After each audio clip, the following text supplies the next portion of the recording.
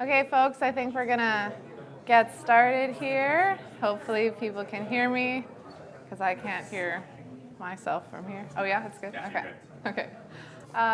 Tonse kakiowau, Freddie Upe Campbell, Deshinika Sean, Kutne Chi Niamaka, Negesche Manalamachife Wan, Kakiowama Parenti. Hello, folks. My name is Freddie Upe Campbell. I'm a two-spirit Michif person born and raised in the Kootenays in so-called British Columbia, Canada. Very grateful to be here with all my relations today, human and more than human kin. I'm the director of the Energy and Climate team at Indigenous Clean Energy, which encompasses our national and our global programming. And so very fitting that we have our lovely relatives here from across the world, and I'm going to pass it over to them to introduce themselves. Oh. Hi everyone, my name's Karina Nolan. I'm from Yorta Yorta Nation, so it's in the very southern part of Australia. I'm the Executive Director of Original Power. We're an organisation that's been around for many years working on climate change and self-determination for our people, and also the co-chair of the First Nations Clean Energy Network. And I'd also just like to pay my respects to the custodians of this country on which we meet. Hello everyone, Sawabona. My name is Aura Valanta. I'm part of the African diaspora from Colombia in the south of America. But also I had the opportunity to be part of some efforts for the reparations of the African diaspora. Then I did my repatriation to the mother continent of Africa in Ghana, West Africa. Then I'm part also of the Ewe Indigenous nation in that country. I'm so glad to be here. I'm representing here a local grassroots movement of movements that is an intercontinental platform that I lead together with my husband with the proposal to create a global effort for different or holistic solutions for the indigenous communities around the world for try to support the indigenous territories to be adapted for the climate change and also for or preserve the ancestral territories. Thank you so much for being here. My name is Søren Hermansen, and I'm the director of the Samsø Energy Academy. I'm a native to Samsø Island in Denmark. I was born and raised there, and I thought I would never come back. But I came back and I got the most fantastic job in the world. I was leading a transition from nothing to 100% self-sufficient energy on this island. And I've been working with that for that since, traveling the world. I created, together with some Japanese guys, the World Community Conference in Fukushima after the disaster there. We've done similar things in Mali and other places, also community conferences. So I'm very happy to be here also in this beautiful company. I mean, sitting here is nice already, but I think we should expand this to be kind of working on the global context, and I think that is really interesting because there's so much we can help each other with. The network is fabulous, and I'm looking forward to this session here. Thank you. Thank you all. Yeah, these folks are very humble, but all unbelievable humans doing amazing work in their communities.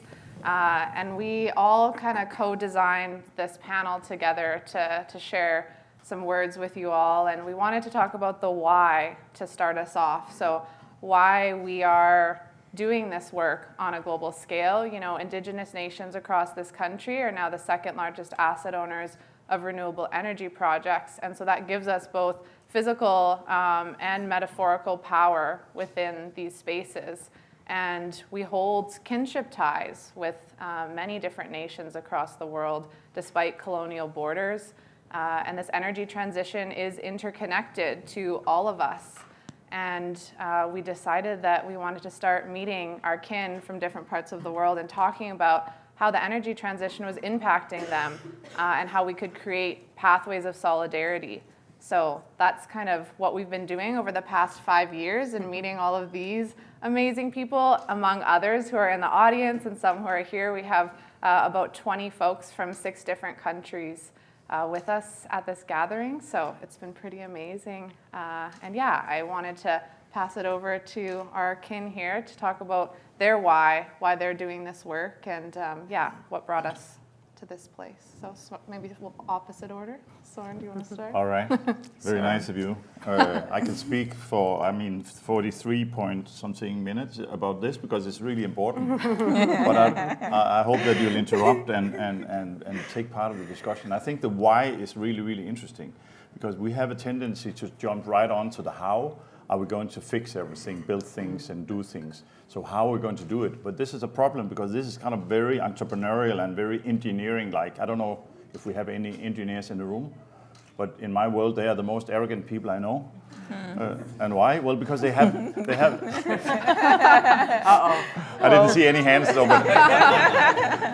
But why? I mean, because they very often possess the answers to the questions before no regular people have even thought about it.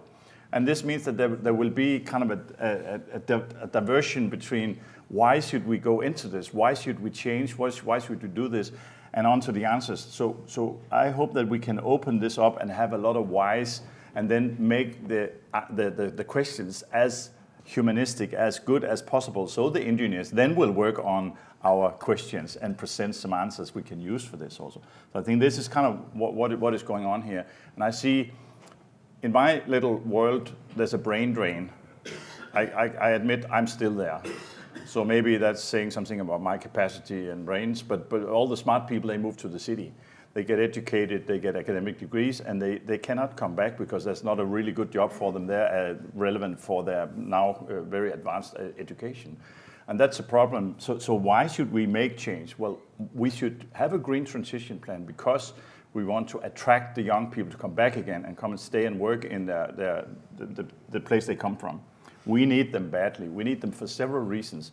We need progress and growth. We need them to produce some kids, make love, and and make a thriving, strong community because this is what will drive us until kind of a more prosperous future than we have today. So I think the why is a starting point that we all need to kind of appreciate in a way. They are not to be too stressed about change, because if we go straight to the how, then we lose 90% of the population in a quest of like, I don't get it. I cannot see what it's all about. And then it becomes business and market and stuff like that instead of being humanistic and sustainable and biodiverse and all the other things we want to have in this integration. So the last thing I'll say is that everybody says sustainable development. And I'd like to say that it's about sustaining, but it's more about being able to do it. So the ability of doing it is maybe more interesting than the sustain part. The sustain part comes out of capacity and ability to do things here also. So I think we should work with education and capacity building as well in our villages and homes. This is also something we badly need. The expert world is taking over, and we need to be the experts at home.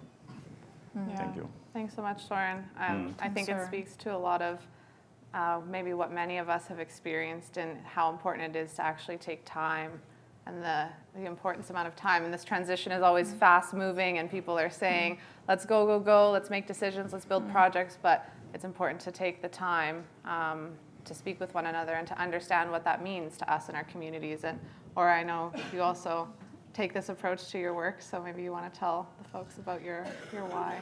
Yeah, I'm completely agree with Soren, especially in the necessity to strengthen education, and building capacity for.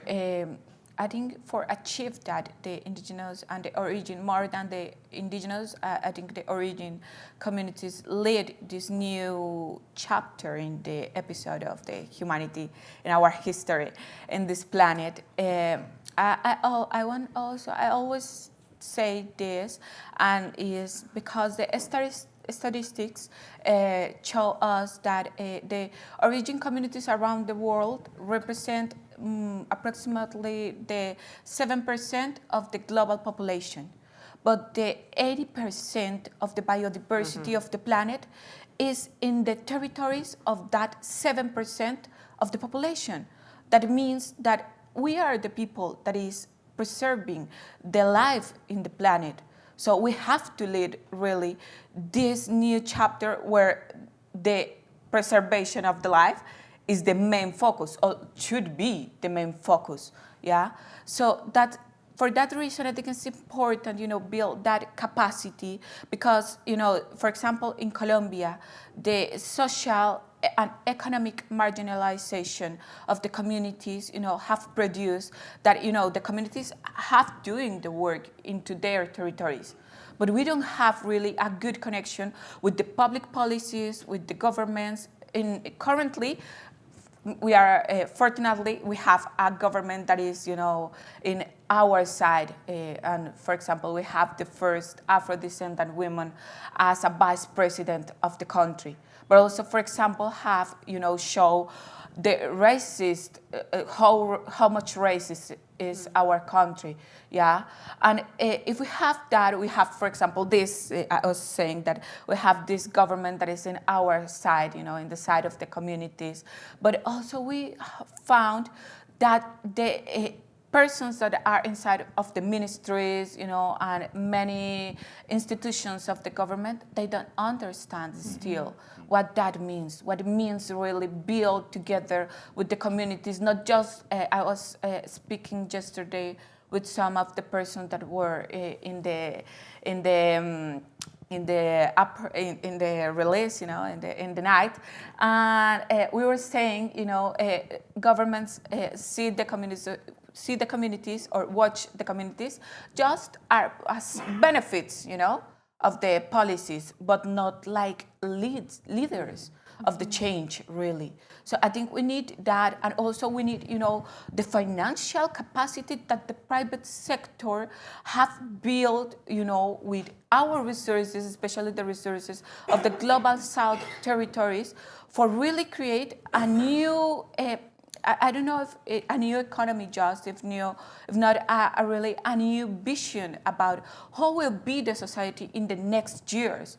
We are feeling the climate change in our territories around the world, because it's not just in the global north or in the south, in the global south, if not around the world. So we need really change and dissolve the power relationships, between global south, global north, and also locally in our regions, in our territories, creating really a more holistic society and also recognizing the power of the origin communities for preserve the life, and remember that is really our only responsibility in this world as humans.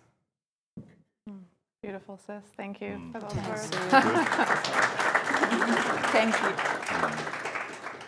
Yeah, it's been pretty incredible to be able to spend so much time in Colombia and understand also the impacts of resource extraction and labor exploitation due to a lot of companies that come from this country and many other countries. So it speaks more to the importance of our connection and solidarity work, and that leads us to you. You've been working on solidarity work for a long time, and maybe you want to share more about that. And I think also just picking up, so one of the big reasons why we set up the First Nations Clean Energy Network in Australia is there is a really long history of mining being done to our people.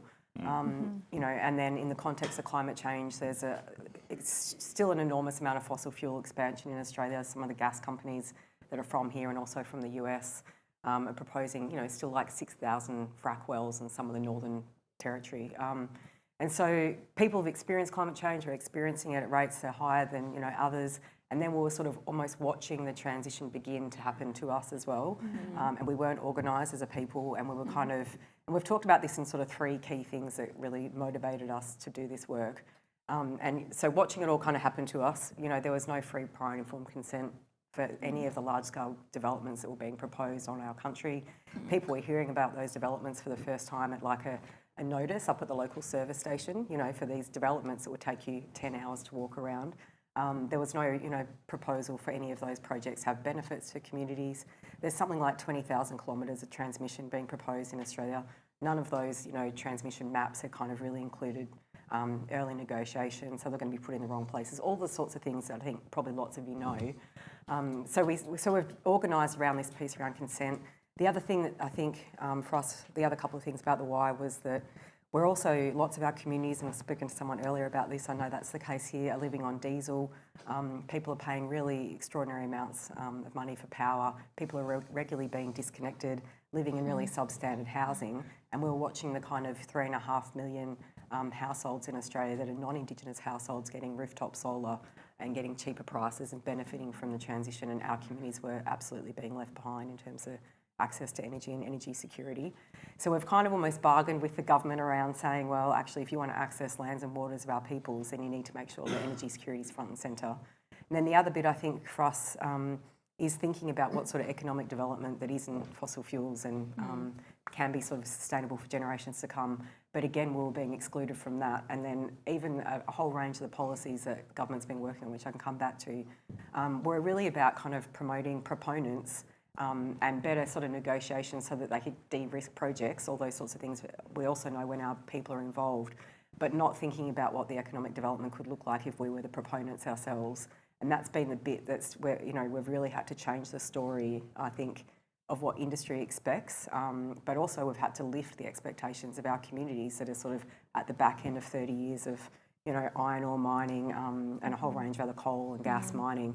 So there's been a real shift in the sort of mindset of our people that this is actually an opportunity to do things differently. So yeah, there's a whole range of things in there, but that's been some of the big motivators for us.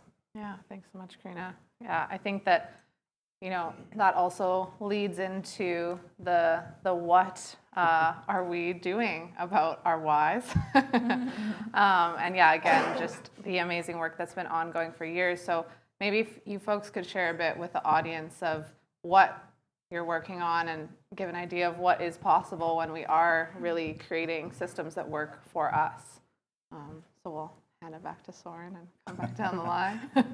In the right order, maybe. Let's see about that. So the what was, I mean, I'm just rest a little bit on the why. Is that, and then what? So why? My little island is in the middle of Denmark.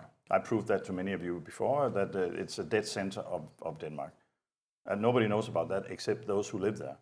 So we are in the center of our own life, so to speak. And this means that we're also responsible for our own life in a way, but we're also depending on external companies and businesses who have kind of assets and activities there.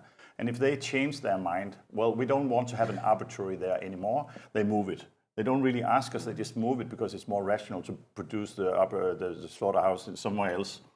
And we lost a lot of jobs because of that, because there was like intense, what's called intensivation of companies. And losing 100 jobs overnight in a company is like you're dead, and a community like that will die and starve, because it's very complicated to create the same number of jobs again on this also. We were so lucky those days, this is a long time ago, that we were then kind of applying to be the Danish renewable energy island. After our minister, he committed to kind of Denmark doing remarkable things at the Kyoto Protocol, which is COP3, so that's so many years ago. And we won the competition, we became the Danish energy island, and we used not the ambition about the energy transition, but the urgency of creating 100 new jobs. So we said, what if we take a look at the possibility of making a green transition and recreate the 100 jobs so people can stay, have a life, and keep on living on Samsø, because nobody wanted to move. It's a beautiful, super beautiful island with seas and forest and hunting and fishing and everything that is good for man. It is there. So nobody wanted to move to a city where the new factory was. They were offered jobs there. No, they wanted to stay.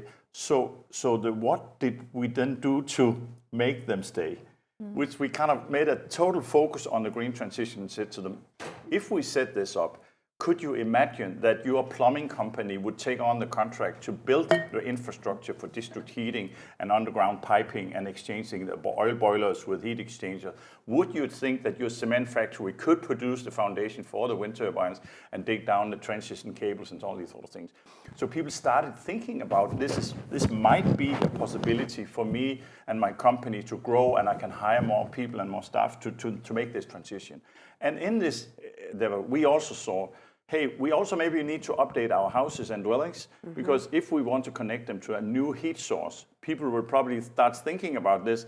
So we should maybe retrofit the houses. So the carpenters and house builders were also invited around the table, which we actually virtually did. We sat around the table, invited everybody to sit around the table and said, what could be in it for you what could be in it for you and what could be in it for you.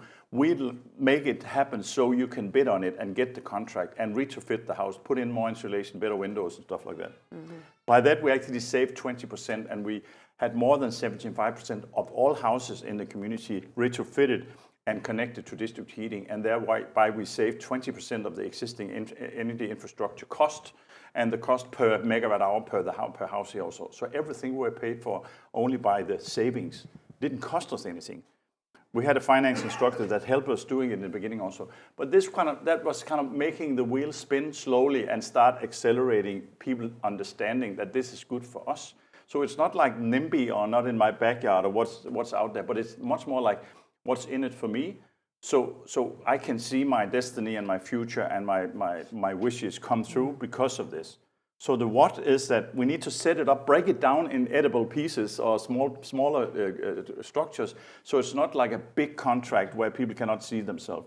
But try to say, this is for the house builder, this is for the plumber, this is for the contractor, this is for those who just want to job here. So, and when people can see it and they start talking about it, then it will be behind the fence, around the corner, in the pub, anywhere people talking, oh, what do you think about this green transition? Well, I think it's good. Why? Well, because I have a job, I save some bucks, I'm in it because it means something.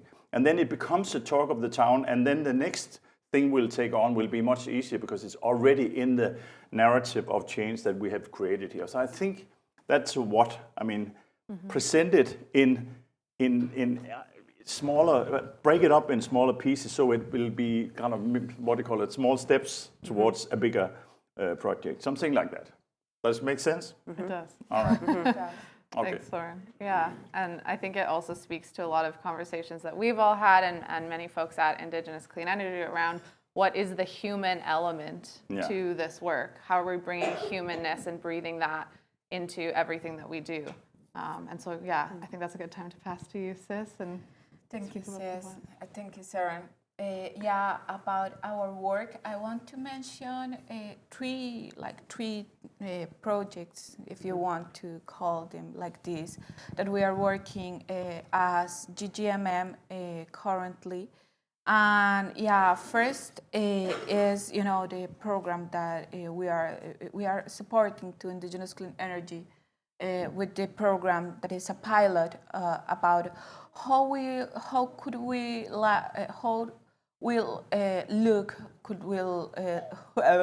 sorry, my native language is Spanish. You're doing good. For me, sometimes English is a little, but about how could be looks just energy transition in Colombia, and I think also in the global south, because it's very different also.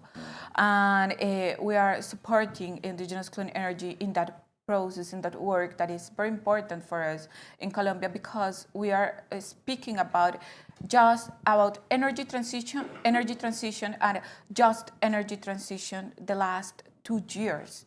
After of this, in the country, we weren't talking about it. We really, and especially from maybe in the government spaces and some institutions or in some international relationships for a government, they spoke about it, but into the communities, we didn't. Just the last 2 years that, were the time that we have this current government, we are doing that. And for us, I think as GGMM, my partner is back close to the door with the baby. We work together in that. And for us and the communities, we are working with 5 communities around the country. One in the Amazonic region, another one in the Pacific region, one in the Andean region, another 2 in the Pacific region, and one in the Caribbean or North region of the country. And for us, this is really the hope to really build, not just, the program or the plan of the government, if not a process and a work of, a long time for understand how we, from the global south, how we can also support that transition and what we can really put in that, because I think from us in the global south, it's not just to provide energy. If not, it's really what we want to do with that energy, for example. and how we're going to do that. So we are supporting Indigenous clean energy in that work. We're going to start the next year with the 30 persons, the first 30 persons that are going to be part of the educative program that we are adapting together for the context of the country. And after of that, we're going to see what the communities want to do, because the idea, is support the autonomy and the sovereignty of the communities and the innovation about this. The technique, I think, I would like, I dream the ancestral innovation of the communities about just energy transition. So that is like one of the first thing that we are doing. Also, we are currently, thanks also to the support of Indigenous Clean Energy and also of Narazing Who, we are finishing the pilot of a documentary that calls, the name of this one is Rivers of Life. And from this one, we are trying to expose what is the impact of mining in the water resources. One of the most important problematics that we have to solve in the next years around the world is, the resources of water.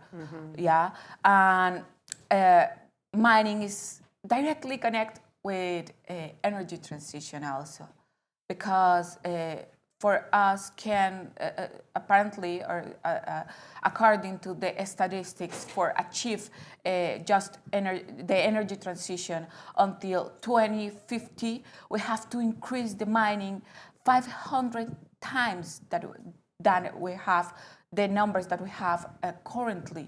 So it's a lot, really. And if mining is, polluting, our natural water resources, what are we gonna do, really?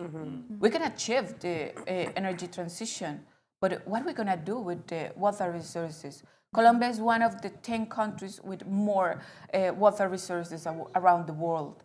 And we have a very, very extremely problematic with that in this moment currently.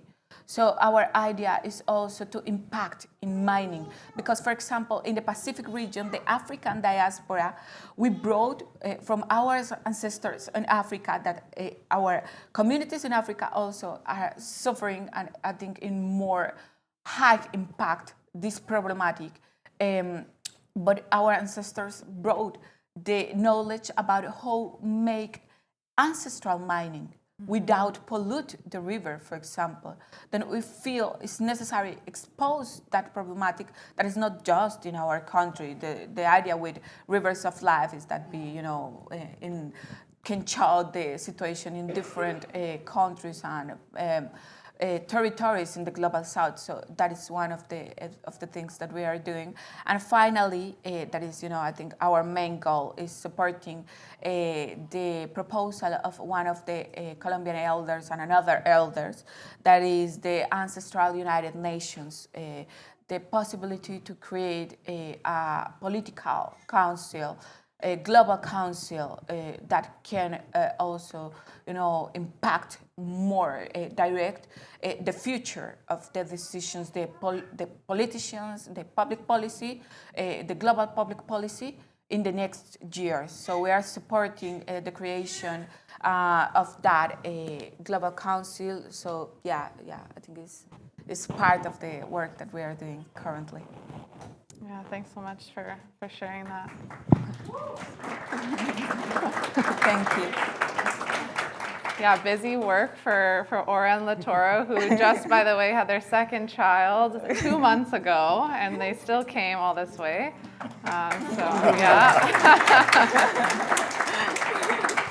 They are the inspiration, really. It's for them. Yeah, our next generation of leaders back there. So yeah, very grateful for y'all for making the trip and speaking to the many layers of this transition and this work, right? We're working on all different levels to try to understand how we can come together and tackle it from many different elements. And I know that feeds into your work as well, and with Original Power and First Nations Clean Energy Network. So maybe if you want to share about that. Yeah, we've sort of organised the work of the network in these three pillars, government, industry and community. And, you know, as I said earlier, you know, shifting the mindset of industry in Australia has been a really big mission, but they've really kind of come on board and understood that actually working with our communities early makes the projects more sustainable, located in the right places, it de-risks the investment, all of those sorts of things. So we've developed these 10 best practice principles that have been really adopted by the industry over the last few years. That's the sort of, there's more to say on the industry bit. There was actually a whole bunch of stuff on our website about the principles and what we've been doing there, but we've then kind of worked with government to incentivise where industry is doing best practice. And then in Australia at the moment, there's a whole range of kind of government money going out the door to proponents. So we've also kind of added all these merit criteria, you know, based on a lot of the work we've learnt from our kind of kin Indigenous clean energy about, you know, getting government to incentivise best practice, but also then if there's a First Nations component that there's, you know, additional kind of benefits for those businesses. And a whole range of, you know, we've just developed a First Nations clean energy strategy, you know, with the federal government that then looks at all the different jurisdictional arrangements. There's so much policy, so many policy barriers to our communities, even just putting rooftop solar on, arguments about who owns the asset, who's going to maintain the solar panels, all this sort of crazy. You know, they haven't even kind of done anywhere near the amount of work to get our communities off diesel. So there's a whole bunch of policy reform, investment that needs to happen. So that's the sort of government pillar. But then the third bit that we've been really focusing on is when we first started this work, there wasn't one First Nations owned, run solar, wind, any renewables project in Australia. And at the moment we've got 15, but they're not even built yet compared to the sort of 400 First Nations, largely First Nations owned projects in so-called Canada. So we're a long way behind, but what we've been doing is kind of almost demonstrating what's possible by actually starting to build the projects ourselves and, you know, work with communities who want to do that, get them the feasibility money, and then go back to government industry and go, look, actually it's really not that difficult. It's not, you know, as we all know, it's not that there's a lack of technical kind of expertise out there or even really some of the financial, you know, resources are needed, but often it really is government policy. It's in the way of some of these really basic kind of household energy projects. So we've been really sort of demonstrating what could be done, what policy needs to happen, and then what industry needs to do to kind of get on board and make the whole thing work. It's really interesting listening to the Canadian Infrastructure Bank. In Australia, we don't have the equivalent. And trying to get funds, you know, everyone's talking about setting up First Nations funds. Again, there's the First Nations Major Projects Coalition that's been doing a bit of work in Australia. But again, the Australian government's so slow in thinking about what it would actually take to kind of prioritise First Nations communities. But we're getting there. Yeah. Thank you. Yeah, and I mean, Original Power and First Nations Clean Energy Network have been leading the way for this, paving the way, I think, for this work in so-called Australia. And it's not easy, dealing with very racist colonial governments and systems akin to here in other parts of the world. And yeah, so it's amazing work you all have been doing. And I think also speaks to the interconnections that we were touching on earlier, that this work takes strong partnerships, and it takes many of us, many different levels of community, government, international levels, civil society.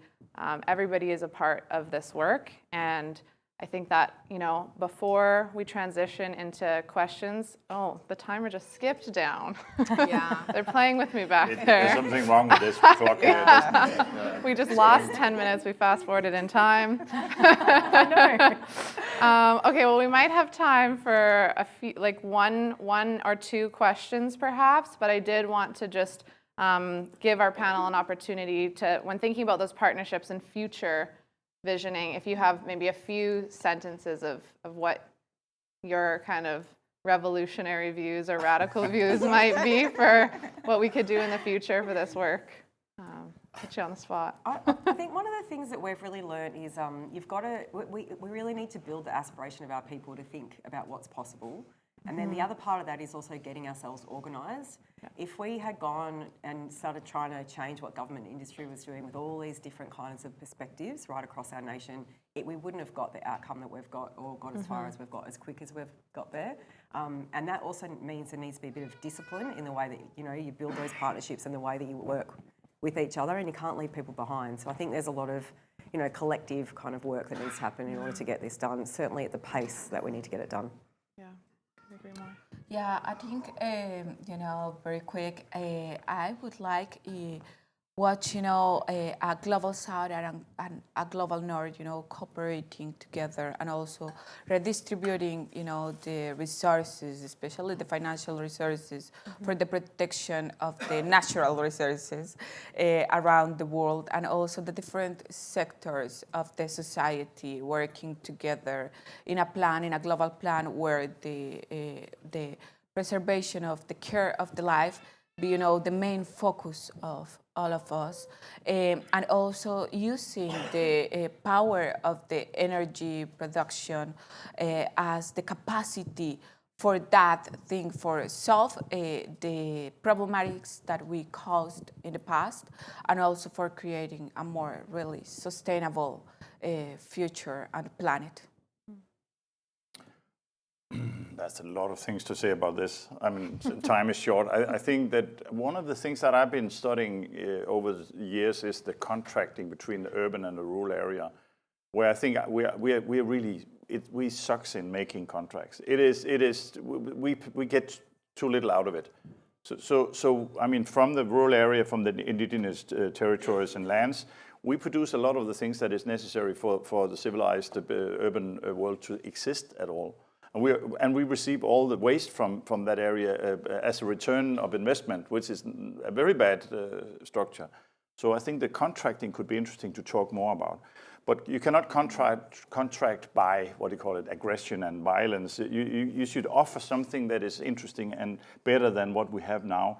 And I think the offering could be, from the Aboriginal communities in Australia, that or they know how to live in harsh environments. They've been living there for 40 or 50,000 years, and they know how to do that. So what if you offer the rest of Australia a school of surviving in that area? And the same here also in Canada. I see a lot of catalysts.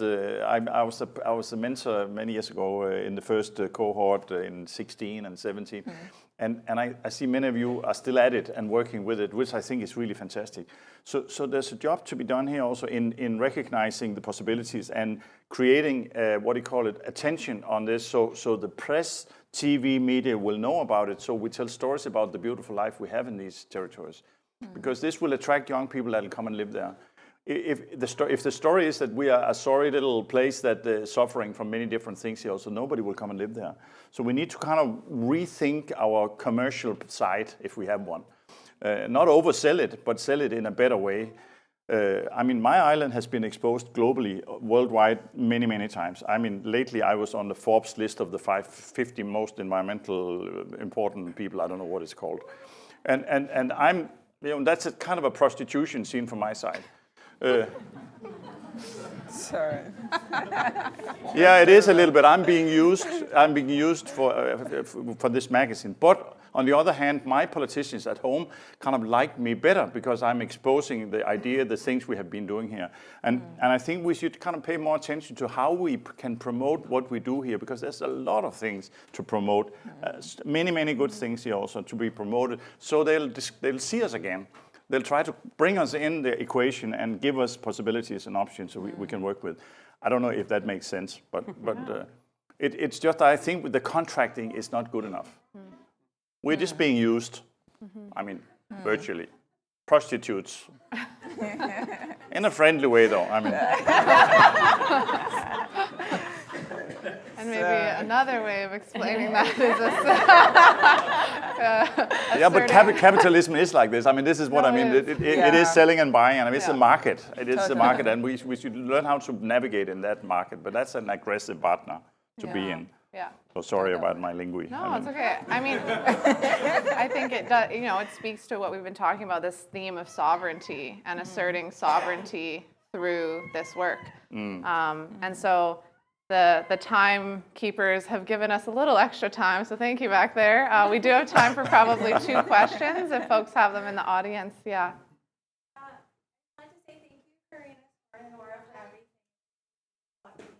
And all the passion and love you have, I can really see it. But this question is directed to Karina, but everyone is welcome to answer it. I do have a question around if people do want to support the work that you are doing across the ocean, and we are all the way over here, and we do have maybe a little bit more capacity and a little bit more time. what would you suggest that we do, whether it be like maybe marketing or even just calling to support, even just going back and forth? Like, what would you maybe give a suggestion of, like, even direction-wise? It's a hard question, isn't it? Like what works in terms of solidarity? I mean, one of the things, Like, what would you yeah, want us to maybe yeah. really support that movement a little bit more? Because it is, I agree with you, like, Australia is very behind, and you guys are all the way under there, so. All the way up. Well, I mean, when we sort of speak to Australian audiences, we sort of say to, you know, investors, invest in our projects. Like there's a lot of racism around money in Australia and people think that we're not ready to run our own projects or our own businesses. So we say to people, invest in the projects. We're still looking for developers and, you know, experts that actually bring some of that experience of working with communities to Australia. So I think and there are increasingly Canadian companies coming and doing work on our lands. I think we need to try and get the message from this government to ours around the resourcing that's required. I think there's a leap of faith there that our government just hasn't worked out the return on the investment. You know, retrofitting houses, we're not even thinking about it. And I know you're sort of saying we've been living in some of those climates 40,000 years, but we left in the middle of a heat wave and it's like 50 degrees in some of those places, you know, for 3 weeks at a time. And it's increasingly impossible for people to stay on country and stay on homeland. So the investment, I think, from governments is really critical. And so having people kind of talk to counterparts here to then talk to ours, I think is helpful. Yeah, thank you. I did want to check, I know we have an online audience, if they have any questions. I think there was one in No? the back. All right, we'll take the inhuman form. Hello, Edith from Morocco here, representing the Zazie Foundation. It's a question for all of you guys. The big part that was mentioned about being able to publicly display the results and some of the great projects. Do you think that it could be added systematically into the budget of this project initially to produce content that would be suited to nowadays format, whether TikTok, Instagram, YouTube, and all the other that we have to deal with now? Is it something that could be integrated, or is it something that is not yet realistic? We've got a project tracker on our website, which is just for First Nations projects or has a, you know, largely First Nations run project, so that people can actually track the progress of those. And we've been doing a whole bunch of kind of video work to tell the story. So I don't know if that's the sorts of things that you're, yeah. I don't know that other developers do it, but we've been trying to do it. Sorry, could you clarify the question for me, sis? Yeah, essentially, is there anything that you've been doing to kind of track this work and share stories from communities and things you're working on publicly? Yeah, for sure. Yeah. Yeah. I think in one late try to create, you know, from the creation aspects or, you know, formats like the documentary is part of it, yeah, from the arts, but also we are working something that is the diplomacy for the communities. So it's the possibility to share also the stories directly between the communities, and also with that from there create the diplomacy with another levels, you know, governments and other sectors and institutions. So that is part of, you know, the methodology that we are working for that. I think there's a risk of drowning in numbers and information. And to avoid that, I think I very often, now I'm also kind of one of the oldest person in the room, very old-fashioned in that way, and I believe that physical contact is the best way to communicate. So if I get an invitation, it has to be a really, really bad invitation if I'm not going, meaning that there's always a chance to meet someone that is important for the next step, what we do here. I mean, never, what do you call it, waste an opportunity to meet new friends and new networks. And then by that, people will go to your website and check your numbers and do that. You don't have to promote it too much, I think, because then it'll drown, but be physical and direct with this also, and meet good people who wants to kind of get in relation with you. I mean, I think we should make a dating program or something like that. I met so many. Well, because this is about dating. This is about making yourself attractive to other things here also, and then. But I think you should stop while you're ahead. Is it too much? No, I think You're confused. I mean, time is right. It's my only chance to get a bit.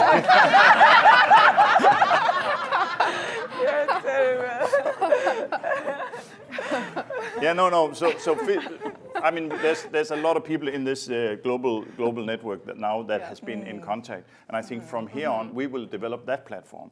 I mean, it's unavoidable. We're committed to this now because we met here. So I think this is a very, very important platform to work on and develop. Yeah. Thank you so much, Soren. And I mean, laughter is such good medicine and Yeah, good thank you energy. for So that. thanks for the laughs. I think you have a question from online. Okay. Will the timekeepers please add some more minutes to this? Thank you. Stressing. Look at this. Yeah, it worked. We've got 2 more. It's magic. Following in line with what you were saying, the question was, what are your thoughts on the current level of global information sharing among Indigenous energy leaders? I don't think it's very good, the amount of information sharing amongst kind of Indigenous Indigenous leaders, like doing what we're doing. Yeah. Yeah, I don't think it's particularly strong. So I know there's a lot of kind of other equivalent networks that are for non-Indigenous kind of people working on the transition, but there really isn't very much globally going on. I think even nationally though, like, you know, we're only 3 years old in Australia, the First Nations Clean Energy Network. There's lots of other countries that are still developing theirs. The US only kind of stood up theirs a couple of years ago. So I think there's still a lot of internal work to do. But increasingly we're at least reaching out where we can and sharing kind of project information. I think the other thing is that it's also different because, you know, government policy looks really different. Even within Australia, all the different jurisdictions have crazy different kinds of arrangements. You know, First Nations housing is run state by state. So I think some of the lessons can be shared, and I think we've learned a lot about the way Indigenous clean energy's brought industry, community and government together, and that's why we kind of did those 3 pillars. But I think, there is a limit to some of the really practical advice that can be offered. Yeah, totally. I completely agree with the position of Karen. Yeah. Because for us also is, you know, the same condition, especially in Colombia. And also I think, you know, the inner conflict or conflicts that we have also, you know, make more difficult, you know, the develop of this kind of works and also the possibility to connect that work. So I think it's something that we are really doing or fixing currently, but we are already starting to that. I think the communities do the work inside of their territories, you know, and also they do the things that they can because the majority of them have been displaced to the capital cities, for example. So it's, you know, it's not easy really for us to do that work, but we are trying to do that, you know, in the current context and also with the possibilities of peace that is in at least providing the current government. Yeah. I think we should learn from this program and from the ICE and the Catalyst program. This is one of the best programs I've seen in the world for development of and engaging communities. And this also the way you invite people to come to participate in the programs and post what they've done and stuff like that. I think this is one project to learn from. Mm-hmm.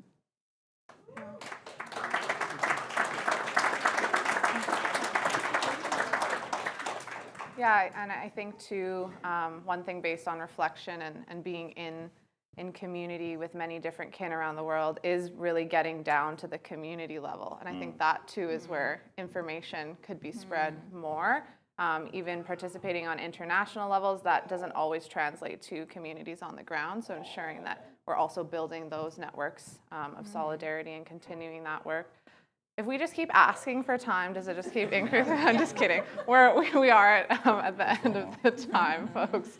But I encourage you to connect with these people through the gathering.